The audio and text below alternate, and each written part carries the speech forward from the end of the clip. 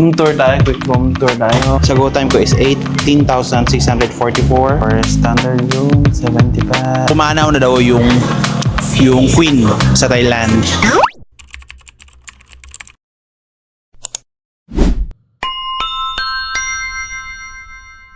Clocking in!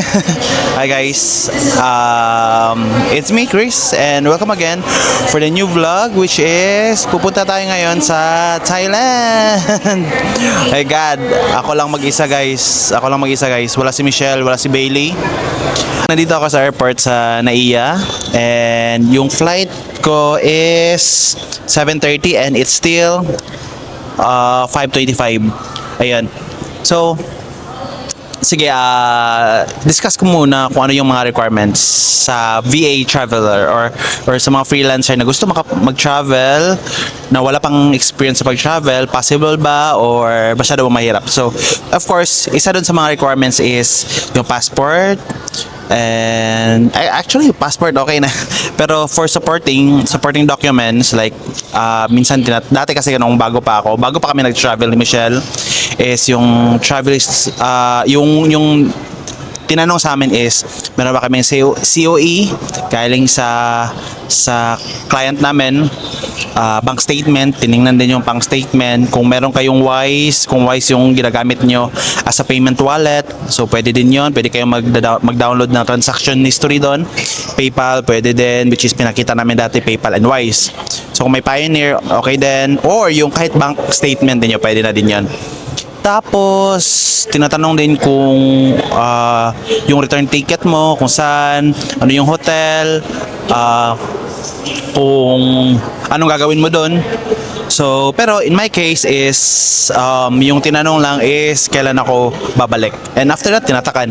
Ayun, medyo paranoid bang ako kasi nga, in our previous travels sa ibang country dati, kasi every travel namin international, kasama ko palagi si Michelle at si Bailey. So, ito yung first time. Actually, kinakabahan ako kasi nga, kung nagta-travel kami is may kanya-kanya kaming role. So si Michelle palagi yung may hawak ng passport. Siya yung nag-order ng food and everything. Siya yung tawag nito, siya yung nag-arrange ng mga documents namin. Tapos ako yung navigator. Ayun. So ngayon is ako lahat.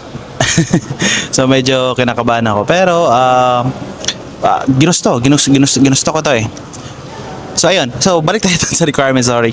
Ayun, so yung tinanong lang sa akin is kailan ako, which is babalik ako ng November 7. So 12 days or 13 days ako doon sa Thailand. Then and after nun, uwi ako one day, then balik ako sa another country, which is ako lang din mag-isa. So gagampanan ko na yung isasagad ko na yung pagiging solo traveler. Ayan, so ano pa ba? So today is Sunday, so walang work, pero dala ko yung laptop ko. Ito yung laptop ko. So pero mamayang gabi is mag-advance work ako para kinabukasan wala na akong problemahin at makapag-travel na. Nga pala, meron nag-message yung tropa ko. May kaibigan na kasi ako nagtatrabaho sa Thailand. Nag-message sa akin kasi nakita niya yung My Day ko. Nag-My Day kasi ako na pupunta ako Thailand. So sinabi niya sa akin is kahapon daw, October 25 is pumanaw na daw yung queen sa Thailand. So ayun, so it means yung country is nagmo-mourn.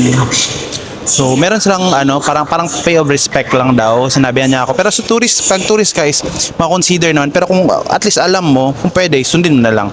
So dapat daw magsuot ng white or black, anything, like t-shirt, white or black, para yun yung sign of respect. Wag lang daw yung pink and yellow. Kasi yung pink and yellow, di ko sure ha. Please correct me guys kung mali ako, pero yun yung sinabi na information sa akin. Kasi yung pink and yellow is yun yung kulay ng anak ng queen, which is hindi daw sila okay. So parang ganun, not sure, yun sabi ng tropa ko. So kung let's say wala kang ibang, hindi ka nakabag black or white, at least meron ka daw ribbon na pula. Ayun. So ngayon, meron na kapag white naman ako, may mga white ako dito, pero may araw siguro ako na hindi ko masunod yung kulay na yan. Pero at least aware ako. siguro ito yung pants ko is ito itim. Yun na lang siguro. Ayun.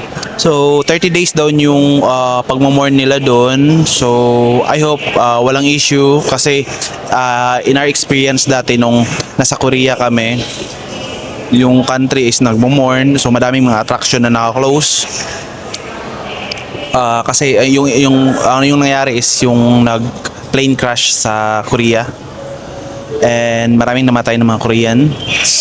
So New Year yon. So halos walang masyadong tahimik yung lugar, wala ganong ganap. So yun yung nangyari. So I hope hindi naman ganon kagrabe. Ayan. So we're here in Danmyeong, Bangkok. Finally after 4 hours na biyahe. And hindi ako nakatulog.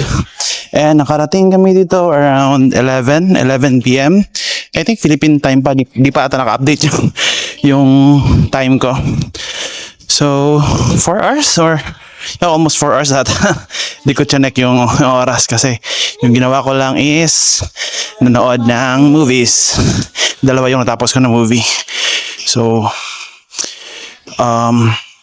ayun. So yung task ko ngayon is to get my luggage, and second, to get eSIM. Di nga pala ako nag-eSIM ngayon. Bumili ako ng SIM, physical SIM card. So kukunin ko pa yon. Hindi ko pa kasi na-try mag-eSIM dito. So physical SIM card muna yung kukunin natin. And then gonna go back. Pupunta ako sa hotel to have a rest. Ayan. So, nga pala guys, di ko alam kung narinig niyo ako. Nga pala guys, sa mga di nakakilala sa akin, I'm Chris and I am a freelancer and aspiring solo traveler. Na supposed to be, hindi naman talaga dapat kasi nga married na ako. Hindi ako single. May anak ako si Bailey at yung partner ko is si Michelle. Pero inalaw ako ni Michelle na mag-solo travel kasi love niya ako. Hindi, totoo. Kasi gusto ko matry maging independent. Kasi masyado akong dependent sa partner ko. Tapos like siya halos lahat nagsusupport sa akin, everything sa mga personal things ko. Siya nagtatago, siya nag-prepare ng mga gamit ko, everything. So gusto ko i-build yun na kakayanin ko even though I'm not supposed to do that kasi nga siyempre matanda na tayo. Ayun. And pangalawa is ito, yung speaking skills ko. So kaya ko gusto mag-vlog, mag-travel kasi nga pitla kasi ako, hindi ako magaling magsalita. Hindi ko na-express na maayos yung mga thoughts ko. Like, mapapansin niyo yan sa vlog ko. So just bear with me, guys. And then, pangatlo is yung pagiging mayain ko. So, masyado akong mayain. Like, ako yung tipong, like, nagsasalita lang pag kinakausap. So, hindi ako nag-i-initiate. So, gusto ko i-conquer yan. Like, siguro sa future vlogs ko, makapag-try ako magpag-usap ng total stranger. Na makapag-exchange ng conversation, ng ganun. Ayun. Malapit na pala ako sa immigration. So, ayun na. Ayan. Teka lang. Ayan. Immigration na sa left. Ay, sa right. So, mamaya na lang ulit. So, welcome to Bangkok. Alone. Ayun. Nakalabas na tayo. I mean, dito na tayo sa may, arrival. So, hanapin ko na lang yung SIM card.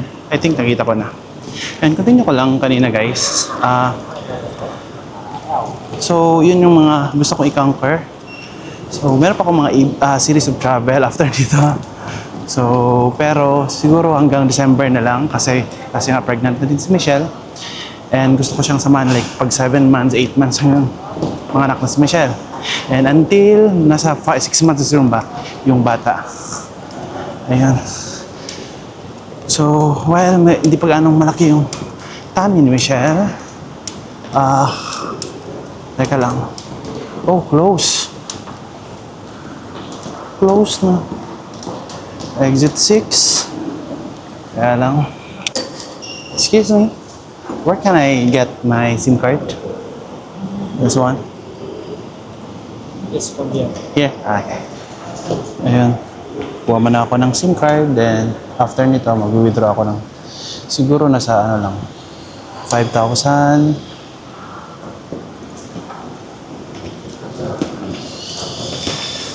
Nandun pala. Okay. So dalawa nga pala yung yung airport dito sa Thailand, sa Bangkok. Yung isa is Don Muang, tama ba pagka-pronounce ko? Yung isa is Suva. Basta yun, Suva. Ayun. Kuha man ako ng SIM card, guys. Okay, so ayun. Nakapag-CR na din. Tapos nakuha ko na din yung SIM ko. And yung gagawin ko na lang is mag-withdraw na lang ng pera. Siguro 5,000 baht or kano ba yung kailangan ko. Pagkakalam ko cardless ay cashless na dito. So siguro 5,000 baht na lang muna. So maghanap na lang ako sa mall na ma-withdrawhan. Ayun, so pwede tayo mag-withdraw dito. Ayan, hindi ko alam kung saan mag-work dito pero hindi ko maalala kung ano yung ginamit ko dati. Pero try ko na lang. Itong pinakamalapit. So, withdraw muna ako. Teka lang. Ayan yung wallet. So, yung gagamitin ko, guys, is GoTime. GoTime. Ayun. GoTime yung gagamitin ko.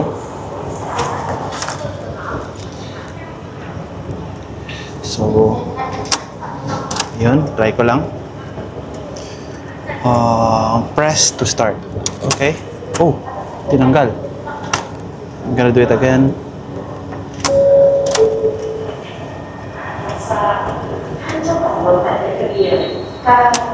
Oh, I think I need to change. Siguro dito.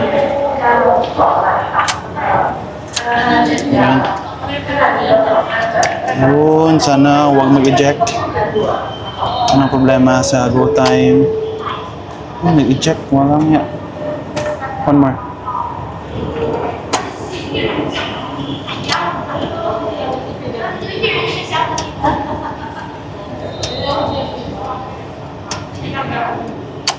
Ayaw. Ayaw. Try ko muna ito.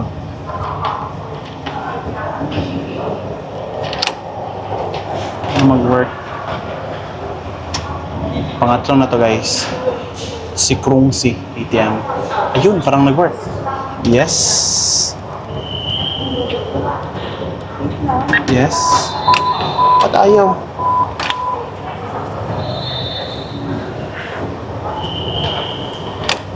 Yun yung issue.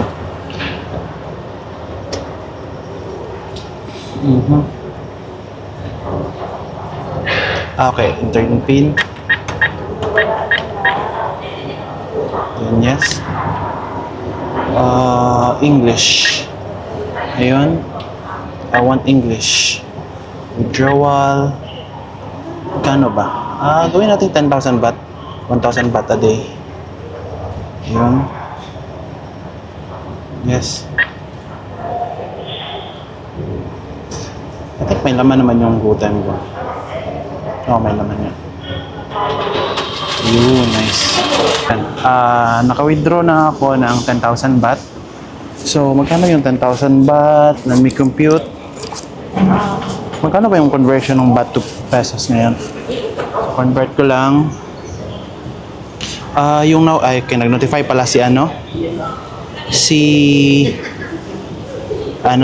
GoTime, ayan. So, yung nabawas sa GoTime ko is 18,644.32 pesos sa 10,000 baht. So, it means around 1.8. So, every 1 baht, there's 1.8 pesos. Tama ba?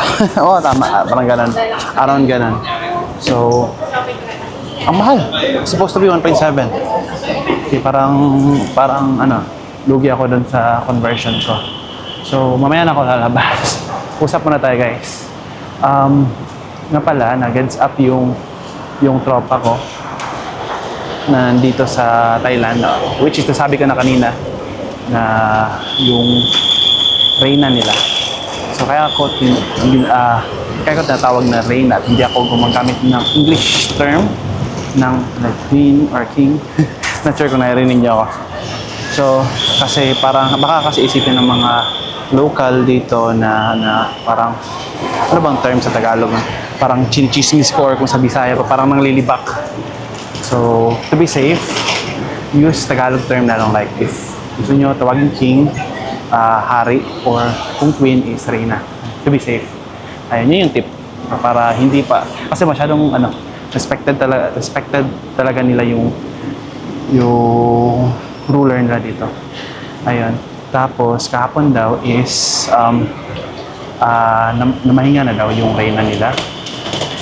So, hindi ko pa naman gano'n napapansin na naka-black yung mga tao dito. Pero may iba. Madami-dami na din napansin ko na naka-black at naka-white. So, sign of respect daw yun sa Reyna nila kung susuot ka doon. So, pero basta bawal lang. Kahit anong suotin mo, kung tourist ka, basta wag lang yung pink at yellow. Wala naman akong pink at yellow dito, sabi ni Michelle. Sabagay ka. Ayun. So, magbubok na ako ng Grab. Gusto kong tawag nito. Gusto kong mag-bus or mag-train kaso gabi na. Hindi naman ako nagmamadali kasi Sunday at walang work. So, bibili lang na siguro ako ng pagkain muna para sa mamaya sa bahay. Or doon na lang siguro. Magbubuk na lang ako ng Grab. So, yun. Nga pala, thank you sa mga nag-comment. Pakita ko lang. Dami kasi nag-comment sa video namin sa YouTube. Sabi niya, di maalam sa Bisaya bossing. Sorry. Kasi all videos to, tapos naka-Bisaya pa yung ginagamit ko dito. Sabi naman ni Nash Roding Makatun, inspiring video boss, kay Bisaya asad ko. Pero mostly sinasabi nila Tagalog po, please. Waiting for Tagalog or English version of this. Sir, may Tagalog po ba? Sana next time Tagalog. Ayan, sige guys, next time Tagalogin natin. So, sa ngayon is travel muna si DepEd Amazon real quick. Ayan. Magbubuk na pala ako ng Grab. So, di ko sure kung nakalink yung Grab ko dito. Ayun, finally after 30 minutes na-figure out ko na. Di ko alam ba't na-reset yung Grab ko. So, nilink ko ulit sa card ko. Tapos yung issue is alam mo naman iPhone, hindi to naka-dual SIM itong iPhone ko.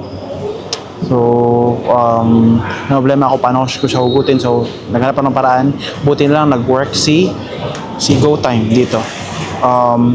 So, si GoTime is parang, kasi yung OTP yung problema ko eh. Hindi ako nakakuha ng OTP kasi naka-eject yung SIM card ko.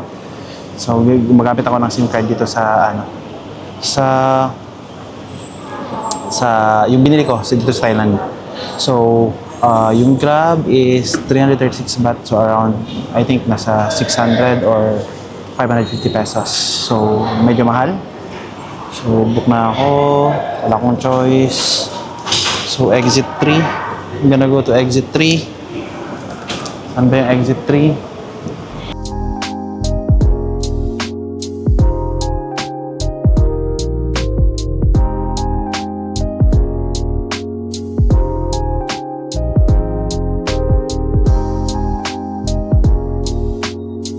Finally, nandito na rin sa hotel. So, it's 12 midnight na. Tapos, so, ito yung hotel. And mag-check-in muna ako. Check-in, right? Yes, check in. Here you go. You booked doing the check out on the 7th Yeah, that's right. November, right? November 7. Only one person? Only one person. But can I invite a friend, like one friend here? You need to stay your friend, right? Just only on weekend. Okay, if you have to your friend, then give me passport, another passport. Ah, okay. Okay. Then now is we have security deposit 1,000, right? Okay, sure. When you check out, I will pay. Here you go. Okay. This one.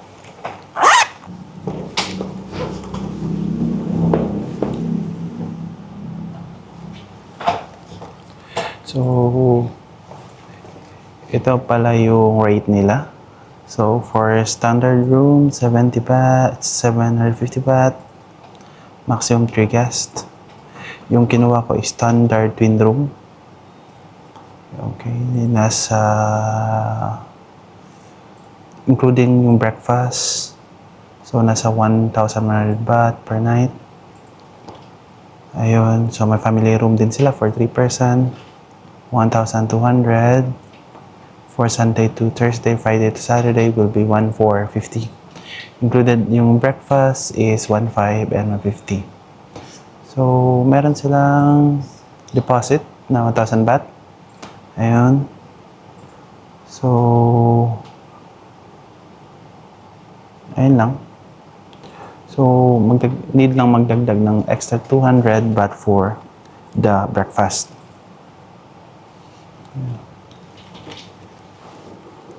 So, ito yung location. Ito yung lobby. Ayan. Nice. Tahimik na kasi, ano na, 12 midnight na kasi. 612. In Six, room balcony cannot smoking. Okay. Okay, And this that's one more. coupon for tomorrow starts to 10 second floor. Tomorrow around every day if you just show on the start and then get back until 7 November. Okay. Then Wi-Fi in the book inside. Okay. Foundation up. Check out before 12. Yeah, thank you. Pada kikat and pada closet. Pada check Okay. And then for every day, if you need to clean room, you can hang a inside before 3 p.m. Okay. I have it already there in the room. Yeah, you do already. Okay. Thank you. That's fine. Thank you.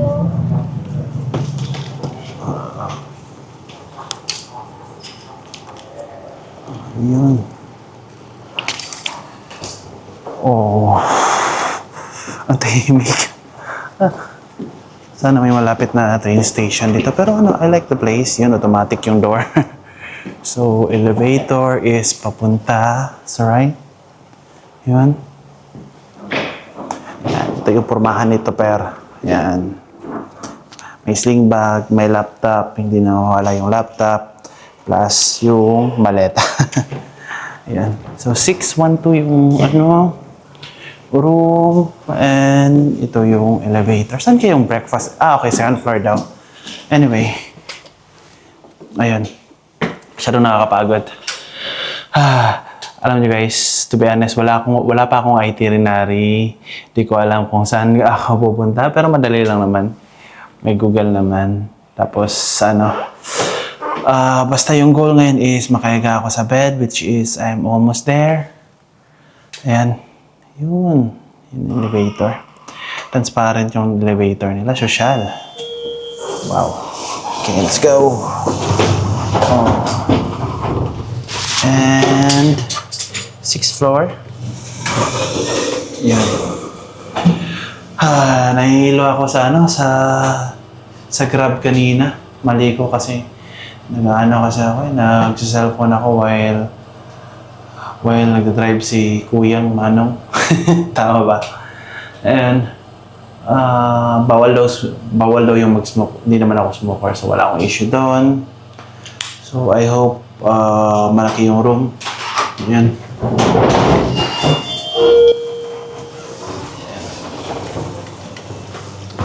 Dito ako sa 6th floor. Yung room ko is 612. 612. Ayun, 612. Ayun. Paano ba to? Isang scan lang? Uy. Tama, di ba? 612. Isa pa. Bak pataas. Ayun. Oh. Sana meron akong ano. Oh, ito. Oh, I need to insert the card. Ayun.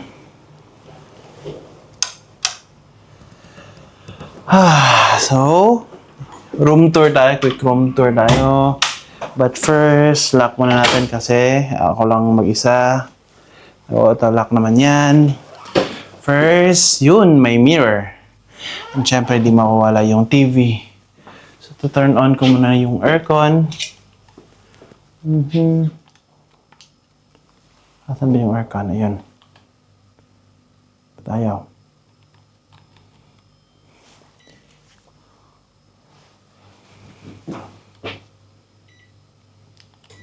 Ayun. 20 lang natin. Yun. 2 beds.